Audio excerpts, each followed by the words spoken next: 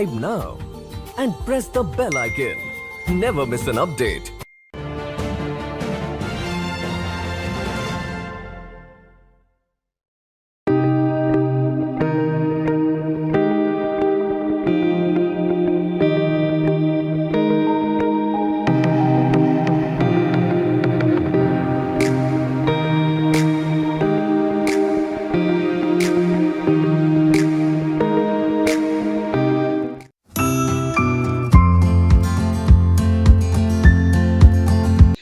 Namaste, konnichiwa. Welcome to the Nupur Tewari Show. And today we have very special guest with us. And he is none other than Professor Taniguchi. And he is the professor of very prestigious University of Japan, Keio University. And he is special advisor of Prime Minister Abe's cabinet. Welcome to the Nupur Tewari Show, Taniguchi Sensei. Thank you. Thank you very much for having me. It's my pleasure to be with you. Thank you so much for your time and your kindness. So Taniguchi Sensei, definitely would love to, as an Indian, as we see, we can see the special bond between Modi-san and Abe-san.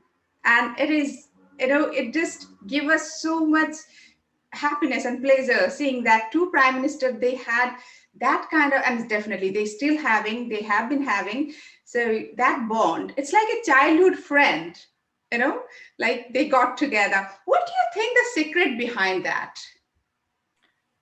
Certainly the bond that I saw between Shinzo Abe and Narendra Modi was unique. And before describing a lot more about that special relationship, may I say a little bit about what I did with Prime Minister Abe? That would be. I started to work with Prime Minister Abe when he was first in office as Prime Minister in 2006 and 7. At that time, he was seriously ill. The name of the sickness was ulcerative colitis. And the symptoms worsened exactly when he was touring around India. This was in 2007. And that time, the Prime Minister of India was not Narendra Modi, but Manmohan Singh. And Manmohan Singh prepared for Shinzo Abe to maximize the opportunity by letting him address the members of the joint house of the Indian Parliament. And I think it was the first ever address made by Japanese Prime Minister to the members of Indian Parliament. And the speech was duly entitled Confluence of the Two Seas. And the name of the speech came from one of the Mughal prince's books, of which title was exactly Confluence of the Two Seas. And the prince's name was Dara Shikoh. Okay, yes. And he began his speech, Prime Minister Abe began his speech by quoting none other than Swami Vivekananda. The speech that he made in Chicago to the Council of World Religions. The famous speech that Swami Vivekananda began by saying, "Sisters and brothers of America." That was a momentous speech. And Shinzo Abe used one of the phrases of Swami Vivekananda's Chicago address. And that dropped many jaws, indeed, among parliamentarians, because they were struck by the fact that relatively young visiting Japanese prime minister knew and quoted Swami Vivekananda. And over time, it became widely known by Indian politicians and policy leaders, as well as people in Japan, that the speech was crafted by someone called Tomohiko Taniguchi. And my identity became public commons in that sense. So I can now happily reveal that I worked with Shinzo Abe for that speech.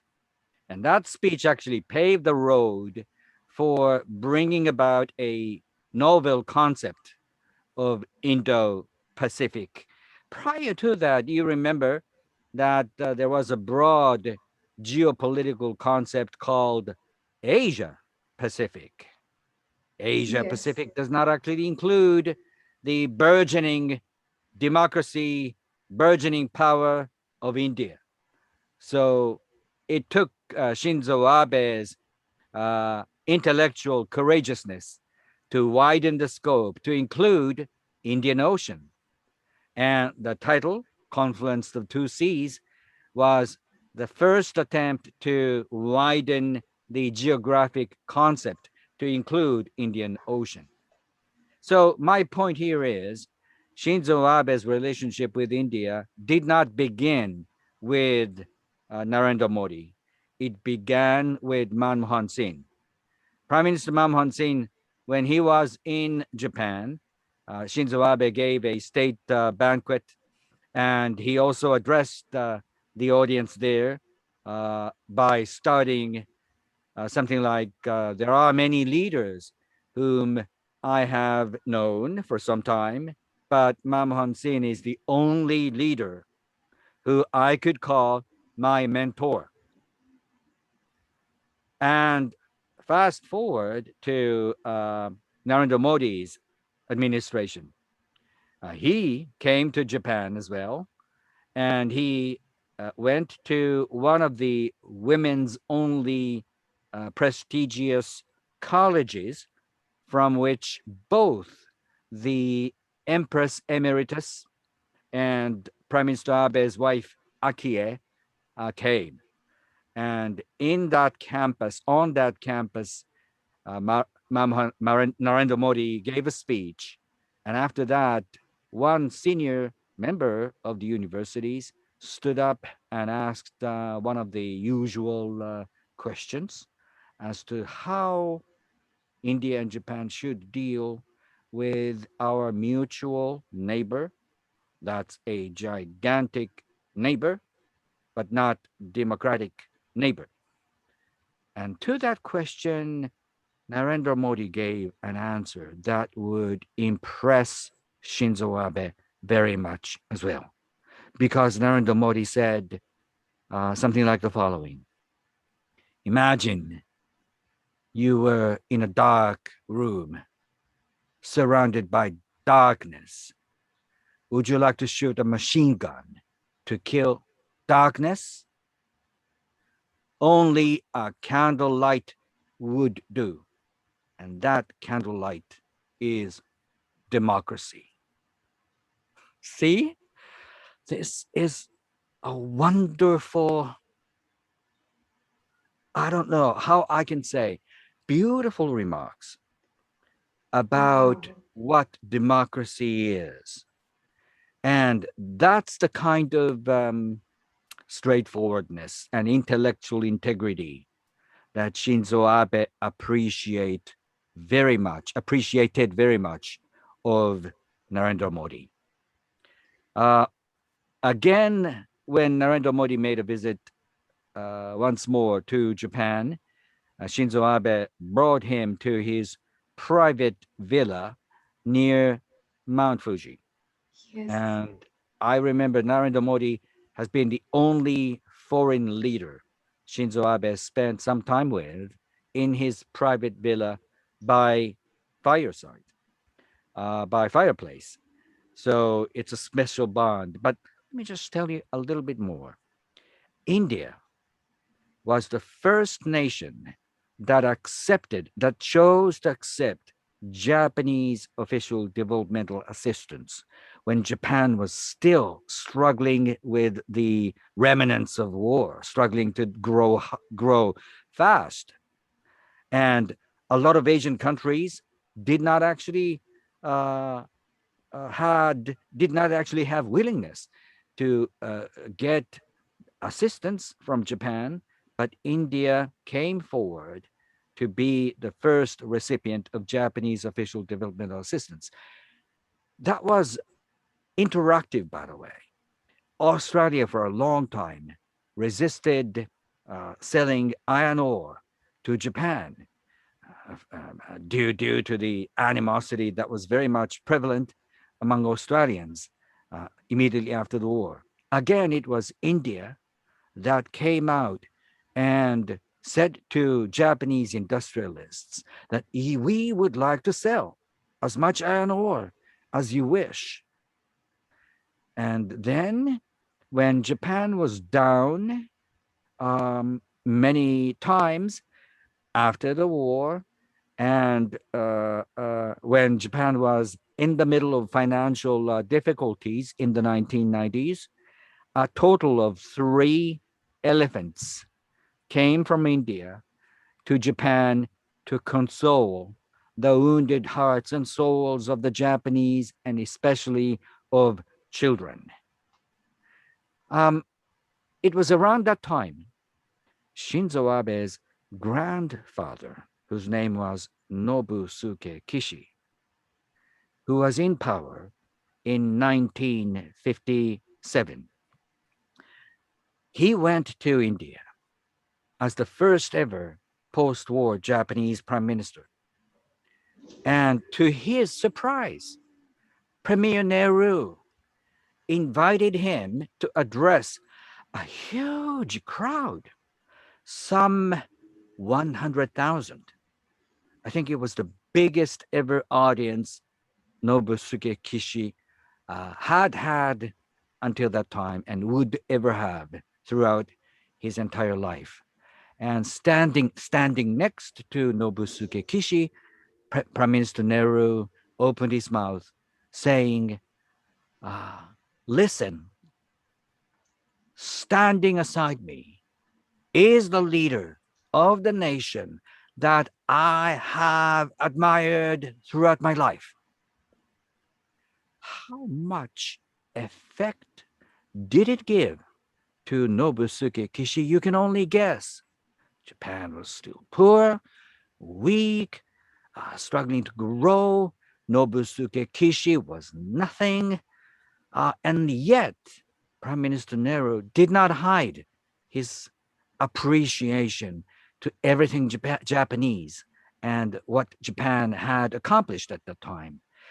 Using that experience as, say, a political capital. Later, in that same year, Nobusuke Kishi went over to the United States to meet Dwight Eisenhower, which would become one of the most important discussions and meetings that Nobusuke Kishi had with the American leader, because they both discussed how to revise U.S.-Japan Security Pact. By the time Nobusuke Kishi touched down on the soil of the United States, certainly members of the State Department of the United States were fully aware how much support and how much actually applaud Nobusuke Kishi earned while he was in India. And those are the things that Shinzo Abe grew up hearing directly from his grandfather on grandfather's knees. So you can only say you can say that there is a special niche in Shinzo Abe's DNA, and I can tell that's been really the case. So whenever he hears anything about India, his heart warms. So that's the kind of special relationship that you touched on. You know, these unknown stories, actually, I feel so fortunate to know from you. And I feel that even these stories, I think every Indian we should have known before. And I feel so blessed that I'm the reason that the India will know these stories. And yeah, what you said about Prime Minister Abe, definitely he did hear all those stories from his grandfather, and it was in his DNA, and that is the relation between Prime Minister Abe and India. whoever is Prime Minister is from India, doesn't matter, but the relation was there. Do you think here that the India always stood by Japan when Japan had nothing, and Japan is always, always with India? Is it a philosophy? Is philosophy works here, or it's a beyond words? The way our connection is it because we are connected through spirituality or our philosophy kind of saying? Do you think this is the reason? I think that's very much one of the reasons. Mm-hmm. Um, Buddhism grew in India and transcended across Asian continent and reached Japan. Over the course of this transition, something very much uh, disappeared, both in China and in Korea. And that something is a sense of reincarnation, and the sense that around you, ubiquitous, are the souls and spirits of your ancestors, of your gods. And Japan does not have Christianity or one God religion, for sure. But when it comes to spirituality, there is, I think, a special bond that's connecting India and Japan. In India, you have a huge number of extremely affluent people in India. However, I hear when they turn 50, 55, 60, they hear calls and they start to have pilgrimage tour in India, visiting Hindu sacred places. Very few affluent people, except in India, do this, except perhaps for Japanese. Affluent or not, many still make a pilgrimage tour around a small island called Shikoku, the place I was born. Um, so that kind of spirituality is noticeable both in Japan and in India. You have lived in Japan for many years and you have visited temples here and there. Here. Um, what I was trying to say is that you've been visiting a lot of so called Buddhist temples, and I'm sure you have been constantly amazed by a great many number of Hindi gods are being worshipped in Japan by Japanese people. Each and every Indian ambassador that has stationed in Japan, without exception, has been struck by the same fact that wherever they go, they see Hindi gods being worshipped by the Japanese. So it's very much interesting that a deep spiritual bond without without getting known by many has existed for centuries. And in modern times, when Japan started its modernization, Japanese intellectuals rediscovered that spiritual bond. And one of them was Okakura Tenshin, or Tenshin Okakura. Okakura is his family name, surname. And he went to India and spent a couple months with, once again, none other than Swami Vivekananda. And through Swami Vivekananda, Rabindranath Tagore came to Japan, and he actually visited Japan 3 times.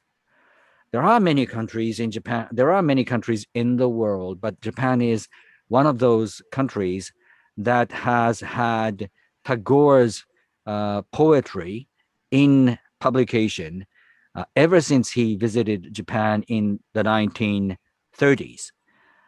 So before Shinzo Abe came back in office, or before his grandfather Nobusuke Kishi went to India. That kind of spiritual bond had existed for centuries. Wonderfully described, Taniguchi Sensei. So, Taniguchi Sensei, I would like to know that when you wrote that speech for Prime Minister Abe, the first speech, and you mentioned that the Vivekananda's quote, the way he addressed in Chicago. So, how did you do that? Like, what made you write that way? It's first of all, I did not know anything about Swami Vivekananda by the time I tackled the task of writing one for Shinzo Abe. And after some research, I came to be aware that Swami Vivekananda made a difference in Chicago in 1893. And the day he addressed American audience in the Parliament of International Religions was the 11th of September. See, 9/11. 9/11. Right. Fast forward to 2007. It was 6 years after New York and Washington, D.C. was hit by terror attacks. And the world was entrapped once again by hatred that itself multiplied. And the hatred came from the notion that Christianity and Muslim could not live together. And Muslim extremists, especially, made Christians their enemy, public enemy number one. Listen at Al Qaeda and so on. And Swami Vivekananda's remarks and his passionate plea that people have to be equal. You and I are not different. All religions are basically the same. How could you imagine that something like that could have been said in 1893? He was such a prescient thinker. And that struck me very much.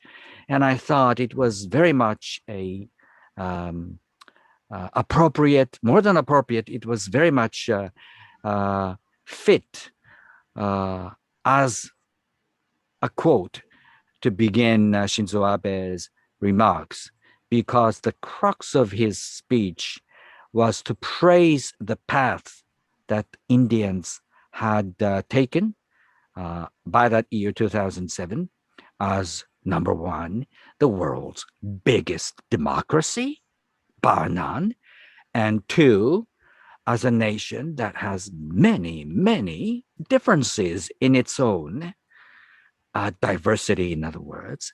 And the third, sticking to democratic principles, you are taking time, albeit slowly but steadily. You are building modern society. And so compassion and empathy towards each other must be the engine for India's growth going forward. And so that's the sort of messages that Shinzo Abe wanted to convey to the Indian people, and to begin his speech with a quote from Vivekananda that urged world leaders of religions to come together was very much appropriate, and was very much good. And that's the reason why I looked into Swami Vivekananda's speech that he gave to Chicago audience. So I think later on, I think, as you said, that at 1893, how could someone say that at that time also, that you and me, we are equal and all religions are same? So I think, did it make you study more about Swami Vivekananda? I think he is one of those geniuses that humans rarely have had. he was young, only 30 years old, when he passed the Pacific Ocean and went to India. Recently, there is a monk based in Japan under Ramakrishna Mission, Japan branch, whose name is Swami Medhasananda. Swami Medhasananda has published a book entitled "The Story of Indian-Japan Relationship," and he paid a striking amount of attention to what Swami Vivekananda did in Japan. So this is the first ever attempt that revealed actions, activities that Swami Vivekananda did while he was in Japan. So yes, Swami Vivekananda is very much an attractive person. Magnetic power is awesome. His intellect still towering. So I'm a fan still of Swami Vivekananda, although Swami Vivekananda passed away a century ago. Exactly, exactly. So, have you I'm curious, have you ever been to India, Taniguchi Sensei? Yes, but not to many other places than Delhi, Bangalore, and so on, usual places. It's a pity. Okay. So definitely, we would love to invite you to India next time after Yes, yes, Corona. yes. Definitely. So now, Abe-san is no more Prime Minister because of his health. Do you think India and Japan relation is going to stay same, going to be better, or it's just there would be changes? India put itself in a mode of non-alignment for good reasons, which I understand fully. And yet, India has been constantly under bullying, provocations from China. And I think it's going to accelerate, not decelerate, over the next 10, 20, 30 years. Democratic nations across Asia have to come together because China is definitely going to grow still further to become a hegemonic power and looking down upon everyone else. So that's the kind of attitude that we should not tolerate. The Japanese have never, ever looked down upon the Indians, but the Chinese do. So that sort of attitude should be amended, should be improved by the Chinese themselves, but there are no incentives at the moment for them to do that. Incentives should come from the fact that there is a tall wall around China, hurdle, if you like, maintained and sustained by pillars of democratic powers. And who could be a better pillar sustaining that wall than India from the West and Japan from the East? And see, if you buy Japan, you could also buy Australia and the United States. I'm using a metaphor, something like buy one and you get two or three. So allow me to use that metaphor, but your connection with Japan would bring the United States ever closer to India. And I know among Indian intellectuals, especially, there is a degree of hesitancy still towards Australia, the United States, the UK, probably British colonial rule still reminds you of bitter memories of the past. But let's those memories uh, uh, stay in rest and then move forward with the Japanese. And I think India Japan, Australia, the United States, the so-called Quad, should develop first and foremost a habit of mind to do as much as they can do together. It should not become a military alliance per se, and it would not become anyway something like that. But Quad being a group of democratic countries, especially maritime democratic countries, they could do a lot by joining hands with each other. For instance, from Britain, there is a squadron of ships is making a journey to the Indian Ocean and beyond, headed by a newly commissioned aircraft carrier named Queen Elizabeth. So His Majesty's ship Queen Elizabeth and its squadron will soon appear in Indian Ocean, and definitely they're going to do exercise it together with Indian Navy. And then Australian Navy will join, Japanese will join, Americans will join. So it's going to be an opportune time for India, Japan, Australia, the United States, with the UK to show a flag of democratic principles. So, with or without Shinzo Abe, I think the new development that Shinzo Abe brought forward with Narendra Modi is going to stay there and here for some time to come. Thank you. So, this is going to be my last question. So, how was your personal experience with working with Prime Minister Abe? I spent a fairly long time, in total, something like 8 years and 6 months.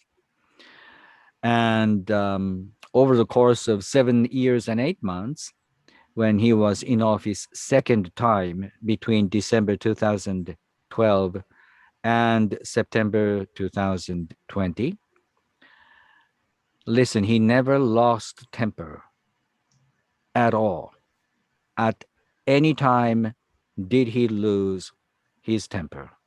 He was stable, calm, and approachable, and likes to speak with many people. He is the kind of leader that loses no temper in the most difficult circumstances. And he made a huge difference in many ways from domestic to international. Uh, Without him, Trans Pacific Partnership, which is the biggest ever liberalization attempts of trade and investment across the Pacific nation, could not have materialized. The same goes with EU Japan relationship. Now, EU and Japan has a economic partnership agreement that's arguably the most advanced economic liberalization attempts between the European Union and Japan.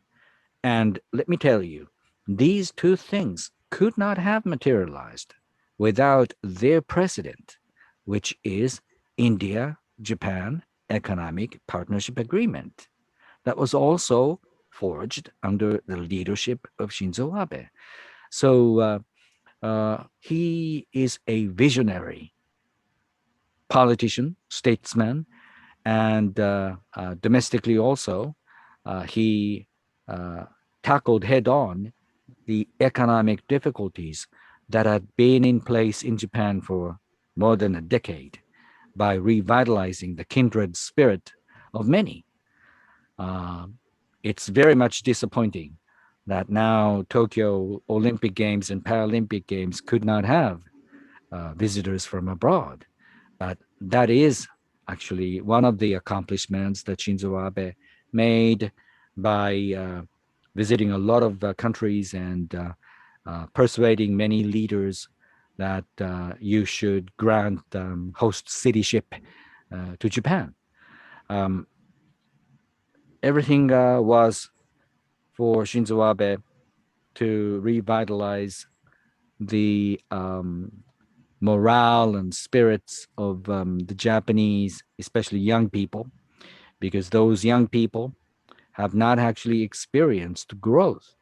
I think it's going to be an amazement, a source of amazement for many young people in India. But here in Japan, phenomenal growth took place between 1950 and 1980, and financial bubble started to emerge in the mid 1980s and collapsed in 1990.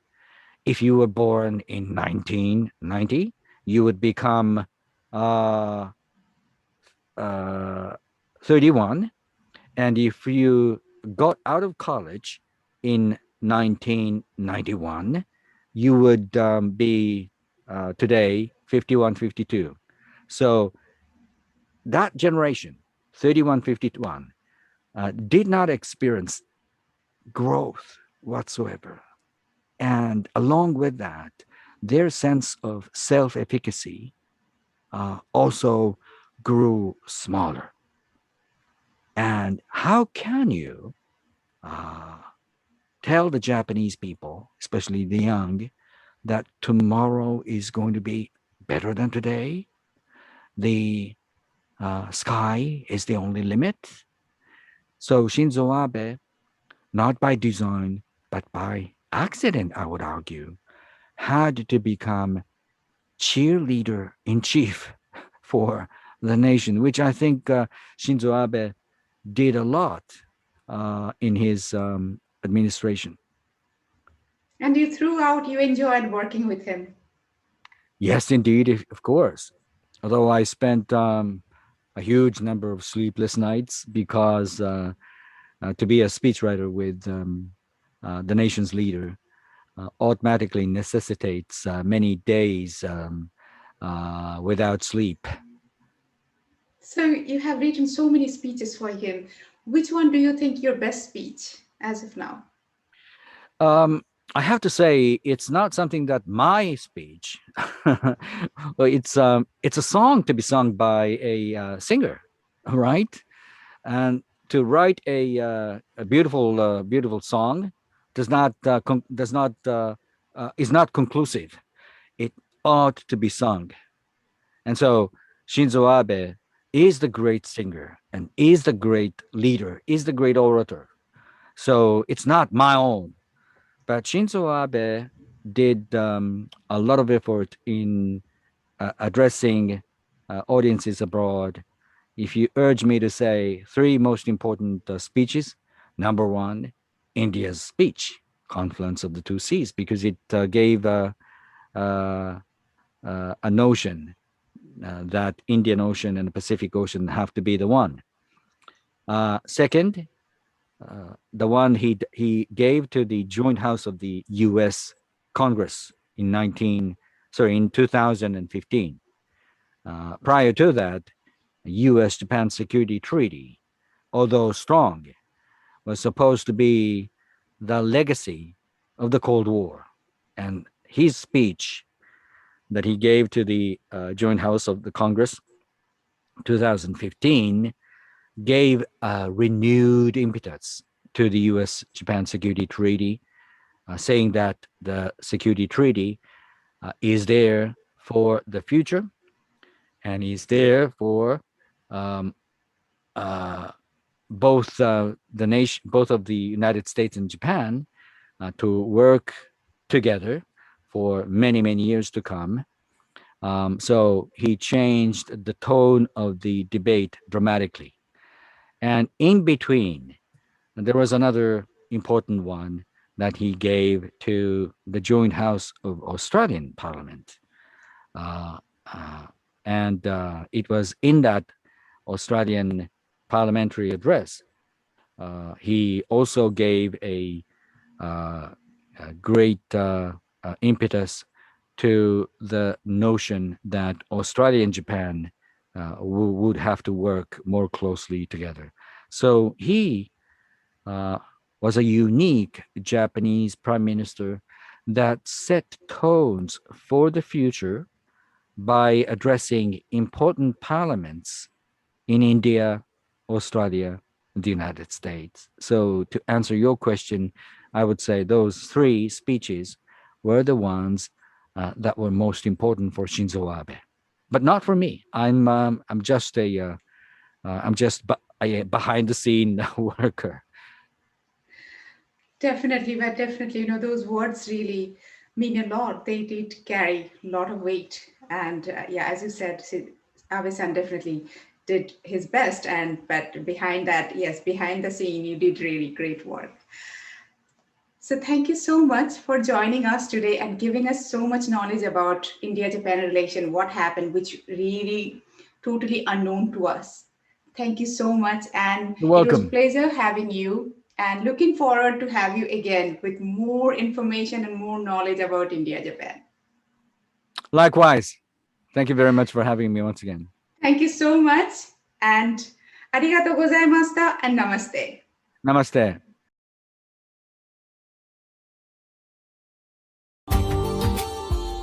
Subscribe now and press the bell icon. Never miss an update.